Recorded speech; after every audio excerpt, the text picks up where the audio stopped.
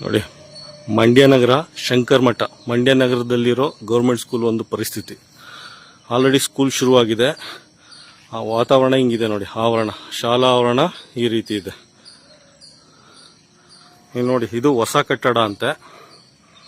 ಹೊಸ ಕಟ್ಟಡದಲ್ಲಿ ಯಾವ ರೀತಿ ನೀರು ಸೋರ್ತಾ ಇದೆ ಅಂದ್ಬಿಟ್ಟು.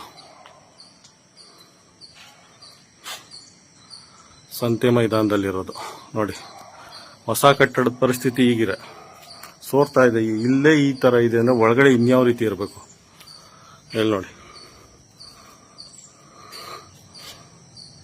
ಕಾವೇರಿ ಆರತಿ ಬೇಕಂತ, ಕಾವೇರಿ ಆರತಿ ಅವ್ರಿಗೆ.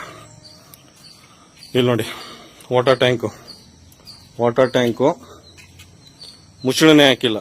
ಗೌರ್ಮೆಂಟ್ ಸ್ಕೂಲ್ ಮಕ್ಕಳು ಓದೋ ಜಾಗದಲ್ಲಿ ಬಡವ್ರ ಮಕ್ಕಳು ಹೆಂಗಾರ ಸಲಿ 2 ಲಕ್ಷ 3 ಲಕ್ಷ ಕೊಟ್ಬಿಟ್ಟು ಪರಿಹಾರ ಕೊಟ್ಬಿಟ್ಟು ಇದು ಮಾಡ್ಬೋದು. ಆ ಥರ ಇದೆ. ಇಲ್ಲಿ ವಾತಾವರಣ ನೋಡಿ, ಅಲ್ಲಿ ಅಂಗನವಾಡಿ ಇದೆ, ಇದೊಂದು ಕ್ಲಾಸ್ ರೂಮ್ ಏನೋ ಇರಬೇಕು. ಅದ್ರ ವಾತಾವರಣ ನೋಡಿ. ಇಲ್ಲಿ ಆ ಹೋಗಿಯೂ ಬಂದೇನೋ ಕಚ್ಚಿದ್ರೆ ಮಕ್ಕಳಿನ ಸತ್ರೆ ಬಡವ್ರ ಮಕ್ಕಳು 2 ಲಕ್ಷ 3 ಲಕ್ಷ ಪರಿಹಾರ ಕೊಟ್ಬಿಟ್ಟು ಕಣ್ಣೀರು ಸುರಿಸ್ಬಿಟ್ಟು ಎದ್ಬಿಡೋದು. ಪರಿಸ್ಥಿತಿ ಈಗಿರ್ಬೇಕಾದ್ರೆ ಕಾವೇರಿ ಆರತಿ ಅಂತೆ, ಕಾವೇರಿ ಆರತಿ ನೋಡಿ. ಇಲ್ಲಿ ಸಂಪಿದೆ, ಬೀಗ ಹಾಕಿಲ್ಲ, ಬೀಗ ಹಾಕೋ ಯೋಗ್ಯತೆ ಇಲ್ಲ ನೋಡಿ. ಟ್ಯಾಂಕ್ ಎಷ್ಟು ಆಳ ಇದೆ ನೋಡಿ.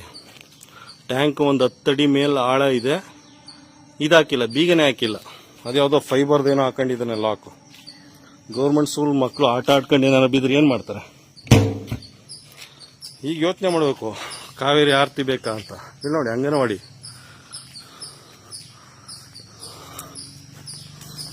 ಸುತ್ತ ಹೇಗಿದೆ. ಅಂಗನವಾಡಿ ಸುತ್ತ ಹೇಗಿದೆ. ಸ್ಮಶಾನ ಇದೆ, ಸ್ಮಶಾನ ಇದ್ದಂಗಿದೆ ಇದೆಲ್ಲ.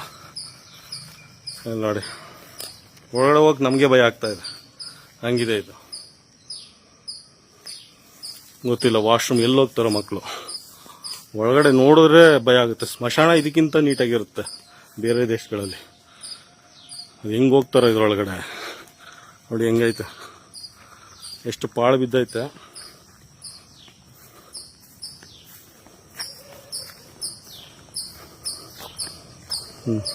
ಕಾವೇರಿ ಆರತಿ ಬೇಕಂತೆ, ಕಾವೇರಿ ಆರತಿ ನೋಡಿ. ಇದೆಲ್ಲ ಉದ್ಧಾರ ಮಾಡಿ, ಗೌರ್ಮೆಂಟ್ ಸ್ಕೂಲ್ ಉದ್ಧಾರ ಮಾಡಿ. ಅದು ಯಾವನ್ ಬಂದು ತಡಿತಾನೆ, ಯಾವ ಸಂಘಟನೆ ಮಾಡಿರುತ್ತೆ ನಾವು ನೋಡೇ ಬಿಡ್ತೀವಿ. ಗೌರ್ಮೆಂಟ್ ಸ್ಕೂಲ್ ಉದ್ಧಾರ ಮಾಡ್ತೀವಿ, ಕೆರೆ ಕಟ್ಟೆ ಉದ್ಧಾರ ಮಾಡ್ತೀವಿ ಅಂದ್ರೆ ಅದು ಯಾರು ಬಂದು ತಡಿತಾರೋ ನಾವು ನೋಡೇ ಬಿಡ್ತೀವಿ ರೈತ ಸಂಘದಿಂದ. ಅದು ಬಿಟ್ಟು ನೀವು ಕಾವೇರಿ ಆರತಿ ಅಂತೆ, ಕಾವೇರಿ ಆರತಿ.